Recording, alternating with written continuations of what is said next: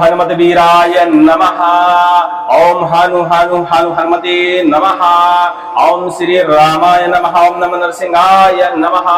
आज फिर हनुमान जी महाराज का एक शक्तिशाली श्यावर मंत्र आप सिद्ध करने वाले हैं या प्रयोग करने वाले हैं, क्योंकि आपने इस मंत्र का वैसे भी श्रवण कर ही लिया होगा हमारे संकटनाशक चैनल पर, लेकिन एक बार और इस मंत्र को हम आपको बोल के बताएंगे और इसी का प्रयोग विधि विधान बताएंगे। हनुमान जी का यह श्यावर मंत्र ब्रह्म राक्षस बेताल डायन भूत प्रेत पिशाच खबीस जिन जिन्नात ब्रह्म सन्यासी यंत्र मंत्र टोना टोटका और चेटक विद्या का नाशन करने वाला मंत्र माना जाता है और खासकर बैरी को शांत करने वाला मंत्र माना जाता है। बैरी माने शत्रु होता है। तो इसी मंत्र के बारे में आज हम आपसे चर्चा करने वाले हैं और यह बहुत शक्तिशाली देशी मंत्र माना जाता है। जैसे देसी मंत्रों के न लय मिलते हैं, न स्वर मिलते हैं, न स्वर मिलता है, न सपाट मिलता है, लेकिन काम इतना खड़ होता है कि समझ लीजिए कि आपने मंत्र फूंका और उधर काम हो गया। देशी मंत्रों की सबसे बड़ी खासियत यही होती है, मतलब सेकेंडों में आपको इफेक्ट नजर आता है देशी मंत्रों में। तो आज उसी देसी श्रेणी में आज हम यह मंत्र आपको प्रयोग विधि कैसी करनी चाहिए उस बारे में बता देते हैं। चलिए पहले मंत्र श्रवण कर लीजिए, फिर विधि हम आगे बताते हैं। ओम हनुमत वीराय नमः। ओम नमो वीर हनुमत वीर धाय धाय चले वीर मुट्ठी भर चलावे तीर टार टार तू मारन तारे भूत प्रेत डायन बेताल राक्षस पिशाच मारे खबीस जिन जिन्नाद परम सन्यासी तारे यंत्र मंत्र टोना टोटका चेटक तंत्र विद्या हारे मेरा बैरी मेरे बस में करे दुष्ट शत्रु पर करे प्रहार मुष्टि मार कलेजा फाड़े तब अंजनी का लाल कहावे धर्म की दुहाई राजा रामचंद्र की दुहाई। ओम हानु हानु हानु हनुमते नमः। बड़ा छोटा सा मंत्र है, श्यावर मंत्र है, लेकिन श्यावर मंत्र हम आपको बता देंगे बहुत ही शक्तिशाली होते हैं, तत्काल प्रभावशील होते हैं। इसी मंत्र के बारे में आज हम आपको बताने वाले हैं। वैसे तो इसका सिद्धि करने का जो विधान है वह नवरात्रों का है, लेकिन आप चाहें तो इस सावन के महीने में किसी भी मंगलवार के दिन इस मंत्र का सिद्धि विधि विधान कर सकते हैं। बहुत ही आसान होता है। हनुमान जी महाराज के मंत्र आप किसी भी समय सिद्ध कर सकते हैं। इनके मंत्रों में ज्यादा विधि विधान नहीं होता, ज्यादा कष्ट नहीं होता, ज्यादा तामझाम नहीं होता, सामग्री ढेरों नहीं लगती और समय कम लगता है और कार्य 100 गुना ज्यादा होता है। इसलिए हनुमान जी महाराज के श्यावर मंत्र हो, चाहे वैदिक मंत्र हो, दैविक मंत्र हो, किसी भी प्रकार का मंत्र हो, सच्ची श्रद्धा के साथ यदि आप उस मंत्र का सिद्धिकरण और प्रयोग करते हैं तो आपका कार्य विफल होना एकदम नामुमकिन है, मान लीजिए। क्योंकि हनुमान जी महाराज कलयुग के अंत तक हम सभी की रक्षा करेंगे। मंत्र तो सिर्फ एक बहाना होता है हनुमान जी महाराज को याद दिलाने का और उनसे अपना काम करवाने का या अपनी रक्षा करवाने के लिए मजबूर करने का, क्योंकि मंत्रों के जरिए भगवान को सिर्फ मजबूर ही किया जाता है, वैसे उनको कोई कर नहीं सकता। लेकिन मंत्रों में कहीं आन लगाई जाती है, कहीं वान लगाई जाती है, कहीं शपथ लगाई जाती है, तो हनुमान जी महाराज को मजबूरी में आपके ऊपर कृपा करनी पड़ती है। श्यावर मंत्र में लगभग इसी तरह कार्य करते हैं कि हनुमान जी महाराज को क्रोध दिलाया जाता है और क्रोध के वश में भगवान सभी भूतों का संहार कर देते हैं। उनको फिर जो भी भूत है, जो भी बुरी शक्ति सामने नजर आती है उसको निपटा डालते हैं। हनुमान जी महाराज की एक खासियत होती है, एक तो उनको क्रोध आता नहीं है और आप मंत्र के जरिए उनको क्रोध दिला देते हैं। जहां आपने शपथ लगाई, दुहाई लगाई, तो उनको भयंकर क्रोध आ जाता है और आपके ऊपर जो भी बाधाएं हैं, बाधाएं हैं, मशानी बाधाएं हैं, शमशानी बाधाएं हैं, राक्षस पिशाच बाधाएं हैं, ब्रह्म राक्षस जैसी बाधाएं, हनुमान जी महाराज सबको चरपट कर देते हैं। वैसे हमारा उल्टा वीर मंत्र आपने देख ही लिया होगा। अब हनुमत वीर मंत्र, श्यावर मंत्र आज अब देखने वाले हैं कैसे करना चाहिए इसका सिद्ध प्रयोग विधान। सभी मंत्रों में हनुमान जी के कोई भी मंत्र हो, कुछ एक मंत्र छोड़ के जिनकी जटिल विधि विधान होते हैं वो हम कभी भविष्य में बताएंगे आपको अपने वीडियो में। हम सिर्फ आपको साधारण विधि बताते हैं, वही बताते हैं जो आप कर पाए, क्योंकि अधिकतर सिद्धियां मंत्र लोग श्रवण तो कर लेते हैं, लेकिन जहाँ सिद्धि की और जप की बारी आती है तो उसकी विधि इतनी जटिल होती है कि लोग सुन भर लेते हैं, बाकी फिर उनकी हिम्मत टूट जाती है कि सिद्ध नहीं करना चाहिए, क्योंकि इतना लोगों के पास समय नहीं होता। कलयुगी प्राणी है, हमारे पास काम भी नहीं रहता तब भी हम व्यस्त रहते हैं। कलयुग की एक खासियत है कि काम नहीं भी है तब भी हम व्यस्त रहेंगे। तो इतनी व्यस्तता भरे समय में हनुमान जी महाराज के मंत्र सिद्ध करना बहुत ही आसान है। वो इसलिए कि इनकी विधि शॉर्ट है, कार्य शॉर्ट है और सामग्री शॉर्ट है। आप बड़ी आसानी से कर सकते हैं और विशेष मुहूर्त की जरूरत नहीं है। सावन में आप किसी भी बड़े मंगलवार के दिन इसको सिद्ध कर लीजिए। और नहीं, नवरात्रों में तो इस मंत्र में 100 गुना शक्ति आती है यदि आप इस मंत्र का सिद्धिकरण करते हैं। और दीपावली से लेके और एकादशी तक विशेष माना जाता है। सिद्धि मंत्रों की सिद्धि करने के कुछ विशेष मुहूर्त होते हैं, जैसे ग्रहण काल हो गया, मंगलवारी शनिवारी अमावस्या हुई, सर्वार्थ सिद्धि योग हो गया। कुछ मंत्र कुछ योग में सिद्ध किए जाते हैं, कुछ नवरात्रों में किए जाते हैं, कुछ विशेष दिन में, कुछ विशेष तिथि में, कुछ विशेष मुहूर्त में। ऐसे मंत्रों, सभी मंत्रों के अपने अपने देखिए अलग अलग विधान होते हैं, लेकिन हमारे यहाँ जिन मंत्रों का प्रयोग होता है उनकी विधि विधान बहुत ही आसान होती है। और हमारा चैनल बनाने का उद्देश्य भी यही था कि आसान विधि के जरिए आप अपनी बाधा का हरण करिए, साथ में दूसरों की भी हरण करिए। तो मंगलवार के दिन जब इस मंत्र का आपको सिद्धिकरण करना हो तो उस दिन व्रत आपको जरूर रखना है। हाँ, लेकिन इमरजेंसी पड़ी है तो आप हनुमान जी महाराज का ध्यान करिए और वैसे ही बिना सिद्ध किए हुए भी मंत्र इसको आप पढ़ के फूंक मार दीजिए, आपका कार्य हो जाएगा, क्षणिक कार्य हो जाएगा।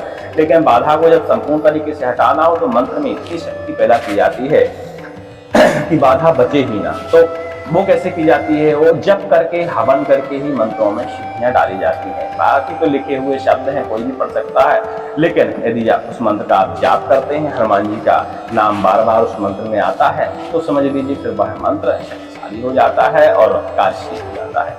मंगलवार के दिन व्रत रहिए, हनुमान जी महाराज को सिंदूर चढ़ाइए, पान अवश्य चढ़ाइए लौंग के साथ, ठीक है। और इसके बाद कोशिश करें कि वस्त्र अर्पण कर पाएं, प्रसाद अर्पण कर पाएं, फूल पुष्प वगैरह अर्पण कर पाएं मंदिर में। ये कार्य करने के बाद आप इस मंत्र को घर में जाप करेंगे। घर में, मंदिर में ये कार्य निवृत्त होने के बाद घर आइए और घर में हनुमान जी महाराज का कोई चित्र आप सामने रखिए, पूरब दिशा की ओर मुंह करके बैठिए और एक 4 मुंह का दीपक जलाइए और दीपक के नीचे बरगद का पत्ता रखिए। अक्सर आपने प्लेट के ऊपर दीपक, गेहूं के ऊपर दीपक या अनाज के ऊपर दीपक ऐसे रख के देखा होगा, लेकिन इस मंत्र के लिए एक बरगद का साफ अखंडित पत्ता तोड़ के लाइए और उसको सीधा रखिए। और सीधा रखने के बाद उसके ऊपर आप 4 मुख का दीपक जलाइए, ठीक है। और दीपक जो है शुद्ध घी का ही जलना चाहिए, इसमें तेल का मिश्रण नहीं करना है। इसके बाद इस मंत्र की मात्र आप 11 माला जप करिए। ये सिर्फ आपको एक बार प्रयोग करने के लिए ही सिद्ध होगा। यदि आपको इसकी संपूर्ण सिद्धि चाहिए तो आप नवरात्रों का इंतजार कर सकते हैं, क्योंकि संपूर्ण सिद्धि का मतलब होता है आप स्वयं की बाधा तो हटाएंगे ही, साथ में आप परोपकार करने के लिए सैकड़ों लोगों की बाधाओं का भी हरण करेंगे। तो उसके लिए आपको नवरात्रों का इंतजार करना पड़ेगा। अभी आप अपनी स्वयं की बाधा यदि आपको हटाना है तो मंगलवार के दिन सिर्फ इसकी आप 11 माला जप करिए। और 11 माला जप करने के बाद इसका 108 बार हवन कर दीजिए। शुद्ध पलाश की लकड़ी में हवन करिए और कोशिश करिए तो 7 संविधाओं में भी कर सकते हैं, कोई दिक्कत नहीं है, लेकिन पलाश की लकड़ी यदि हो तो अति उत्तम बात है और वैसे भी मिल जाती है, ठीक है। हवन कर दीजिए। इसी 11 माला जप करने में लगभग आपको 2 घंटे का समय लग जाएगा। मंत्र बहुत ही छोटा है, कोई ज्यादा नहीं है, तो आपका हवन सहज 2 घंटे में हो जाएगा। इसके बाद आती है इसकी प्रयोग विधि। अब इतने में मंत्र आपको कार्य करने लायक यह मंत्र हो जाता है। इसमें संपूर्ण सिद्धि तो नहीं होती, लेकिन आपकी बाधा हरण करने के लिए उसकी ताकत इस मंत्र में आ जाती है। इसके बाद अब आपको घर की बाधा हरण करना है, किसी भी चीज की बाधा हरण करना है, तो आपको एक लोहे की गदा लेनी पड़ेगी या सुनार के यहाँ जाकर आप किसी धातु की गदा ले सकते हैं, चांदी की गदा बनवा सकते हैं, पीतल की गदा बनवा सकते हैं। और लोहे की गदा हो तो अति उत्तम है, छोटी सी गदा आप बनवा लीजिएगा। नहीं तो आप स्वयं ही लोहे की गदा खरीद सकते हैं, आजकल बाजार में मिल जाती है पूजा पाठ के स्थान में। और इस मंत्र को आप 51 बार पाठन करिएगा और उस गदे को जितने बार भी यह मंत्र पूरा हो, एक बार उसको गंगा जल में डुबा दिया करिए। जैसे मंत्र हमने एक बार बोला और एक बार गंगा जल में उस गदे को डुबा दिया। ऐसा आपको 51 बार प्रयोग करने से पहले घर में ही यह प्रयोग करना है। 51 बार आपने गदा को डुबा दिया। इसके बाद आप फिर भूत बाधा हरण के लिए, जैसे किसी के ऊपर भूत बाधा है तो उसकी बाधा का हरण करना है या स्वयं की बाधा का हरण करना है, तो आप गदा हाथ में आपको पकड़ना है और इसी मंत्र को एक बार पढ़ना है, एक बार गदा इस तरह उसको दिखाना है, छुपाना नहीं है, मतलब गदा से झाड़ा आपको लगाना है। एक बार झाड़ा लगा दिया, इस प्रकार 11 बार झाड़ा लगाना है। यदि वाकई निर्दिष्ट या कोई उच्च क्वालिटी की बाधा होती है तो तत्काल ही इस गदे के प्रभाव से वह चिल्लाने लगती है, बोलने लगती है और भागने का प्रयास करती है। तो आपको ऐसे में घबराना नहीं चाहिए, क्योंकि जब मंत्रों का हम प्रयोग करते हैं तो लोगों के अंदर कई प्रकार की इसलिए सवारियां आती हैं और फिर लोग, अब जो अनजान व्यक्ति होते हैं, पहली बार प्रयोग कर रहे हैं, घबरा जाते हैं और मंत्र वहीं बंद कर देते हैं। तो मंत्र को आपको बंद नहीं करना है, आपको यह क्रिया 7 से 21 बार तक दोहराते रहना है, मंत्र पढ़ते ही रहना है। चिल्लाने दीजिए सवारी को, कोई फर्क नहीं पड़ता। हाँ, लेकिन संभालने वाले होने चाहिए, क्योंकि सवारी जब आती है तो लोग चोटिल घायल होते हैं, तो पकड़ने वाले 1-2 लोग पास में जरूर रखिए। ठीक है, इसके बाद आप 11 से 21 बार इस मंत्र का पढ़िए और पढ़ते ही सवारी शांत हो जाएगी। ठीक है, इसके बाद आप राई के दाने लीजिए। सफ़ेद राई मिल जाए तो अच्छी बात, नहीं मिले तो कोई भी राई चलेगी, कोई दिक्कत नहीं है। और राई नहीं भी मिलती तो उड़द के दाने तो सबके घर में मिल ही जाते हैं, तो उड़द के दानों का भी आप उपयोग कर सकते हैं। फिर एक बार मन दूर बैठिए, आप पहले पास बैठे थे, आप अब दूर बैठिए, थोड़ा सा कम से कम 3 से 4 कदम दूर बैठिए। एक बार मंत्र पढ़िए और एक राई का दाना उसके ऊपर फेंकिए। इस प्रकार 11 बार और यह प्रयोग करिए और इसके बाद आप उसके थोड़े से बाल काट लीजिए, थोड़े से नाखून काट लीजिए और जिस जल में आप वो गदा डुबा रहे तो वह जल फेंकना नहीं होता है, उसी जल का आप उसको पान करा दीजिए थोड़ा सा। और जो आपने हवन किया था इसी मंत्र के साथ, उसी भस्मी को एक ताबीज में भरकर गले में बढ़िया पहना दीजिए। और जो आपने नाखून और बाल काटे हैं वो जाकर किसी नींबू के अंदर भरिए, या अरंडी की जो डंठल होता है उस नाखून और बालों को उसके अंदर थोड़ा सा डाल दीजिए, ऊपर से धागा बढ़िया बांध दीजिए। यही मंत्र एक बार पढ़ते हुए और जाके उस डंठल को जाके नदी में विसर्जन कर दीजिए। बस इतना सा कार्य है, छोटा सा कार्य है, कोई जटिल कार्य नहीं है।